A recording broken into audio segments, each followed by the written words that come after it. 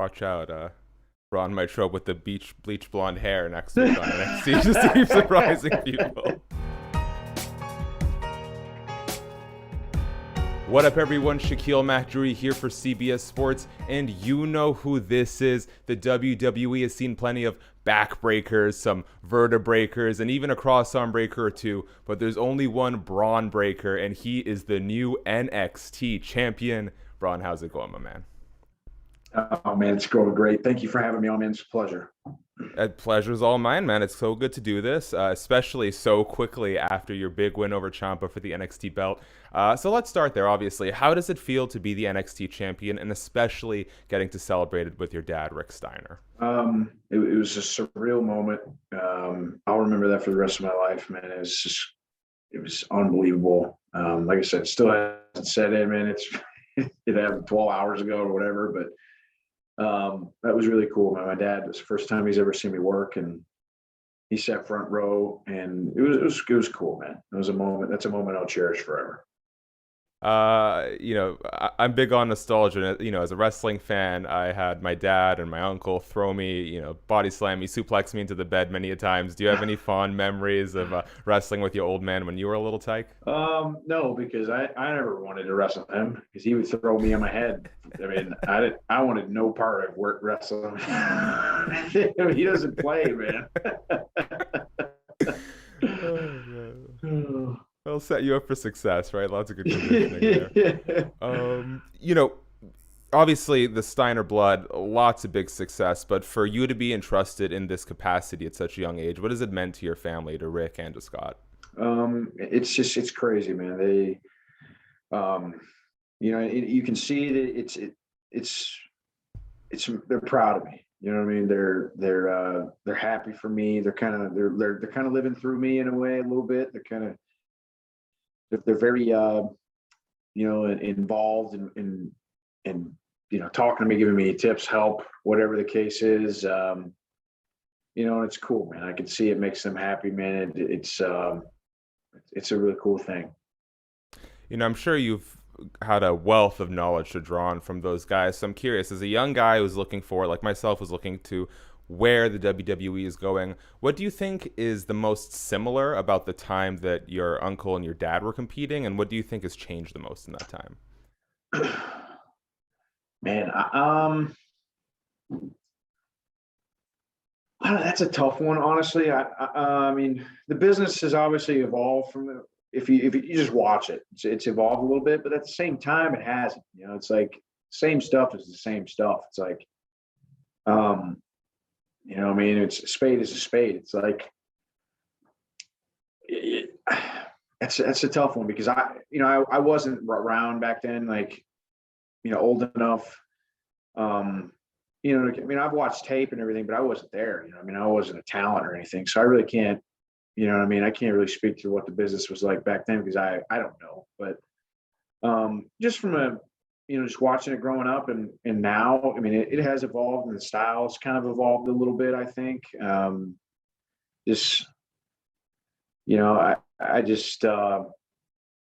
know, maybe the older style was gritty, or I mean, that's a tough one.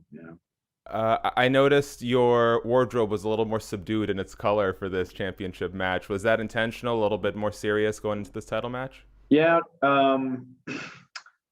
So my dad won. I want to. This isn't. I don't know if this is right, but he won either the television title in WCW or the United States title, one or the other. I gotta check that out. But he wore black on that night, and his single was obviously different, and he had probably his was probably cooler, to be honest with you. But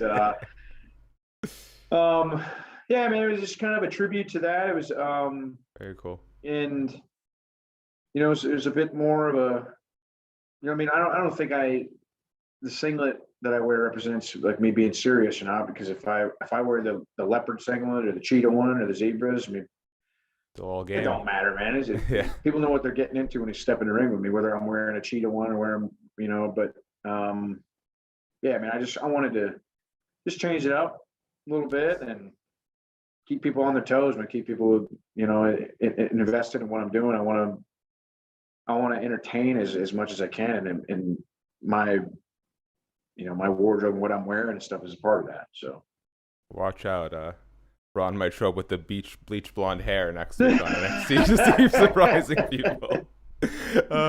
Speaking about aesthetic, I couldn't help. Obviously this was a bit of a changing of the guard as the transition from the NXT of old to NXT 2.0 really sort of comes full circle here. Any ideas if we might present a new NXT belt, something that looks a little bit more in line with the new brand?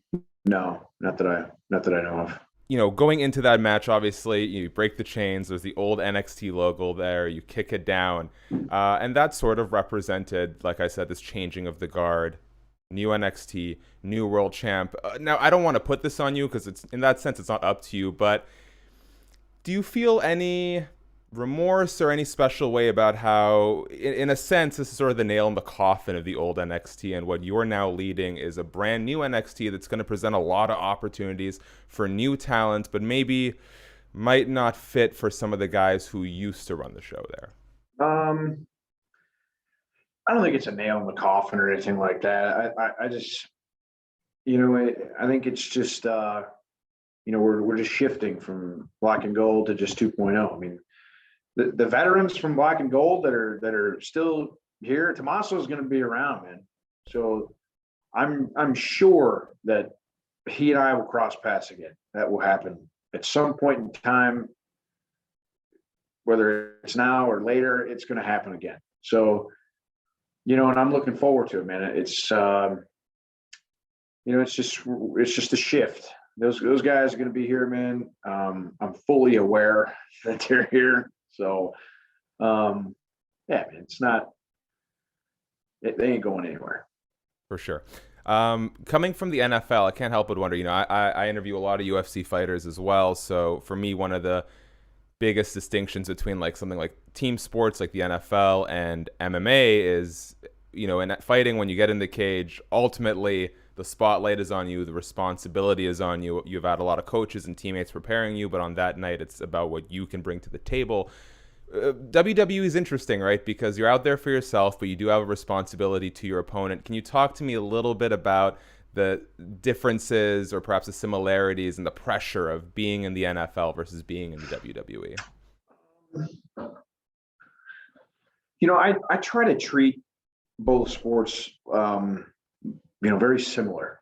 I try to treat them like the same, because if you think about it, like, they're both sports at the end of the day. So, if you could treat all sports really the same way, and obviously the mechanics and everything and the dynamic is different, obviously, but the nuts and bolts of just athletics, just being focused, being a hard worker, showing up with your head down, and your mouth shut, and you do what you're told, man, and you just grind, man. You don't ask questions, you just show up and you just try to kick as much ass as you can. That's what I do, man. That's what I do. And that's what I've done. That's what I've tried to do in football. That's what I've tried to do in baseball and amateur wrestling too. I treat it all the same way, man. They're all sports. It's the dynamic and everything. The sport itself is different, but I treat it the same way. One of my favorite things in this rivalry with you and Ciampa was, Tomasso kind of showing off his math skills in a backstage segment with you, a nod to Scott Steiner and his remarkable math degree. Can you tell me a little bit about how that came together and what it was like seeing that kind of come to life again? Yeah, hell, I didn't know. I mean, it's I've been kind of wanting to do some of that, kind of bring some of that back, the math stuff in particular, because it's, Scotty did such a great job with it, and wrestling fans love it, and it's entertaining as heck. And I've been kind of on the on the side of wanting to do that more, bring that back, and then he got to use it, and I was pissed, So, but, it's. Well, there's There's decades of stuff to draw on with the Steiner Yeah, brothers. I I'm got sure plenty there's of plenty material more. and stuff to pull from, so I'll be okay. I want to touch on Scott real quick, just because that big Poppa Pump personality. What a character. What's Scott like behind the scenes? Is he just like that character? I mean, Scotty's he's very just easygoing, man, and polite, and he's very helpful to me. Like I said, he kind of lives through me now too, and he'll call me up and tell me what I need to work on, or this looked good, this looked bad.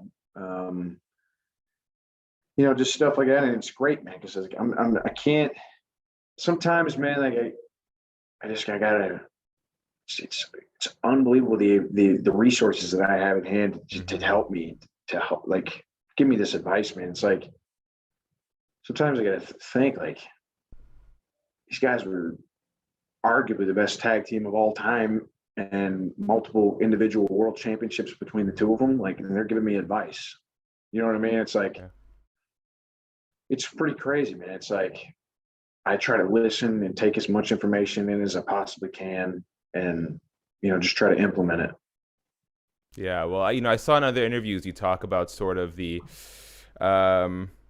challenges that come with having that family name and sort of having those expectations on you. But I like sort of the flip side of that. The other face of that coin is there's so much to draw from there, right? So many resources, so much experience.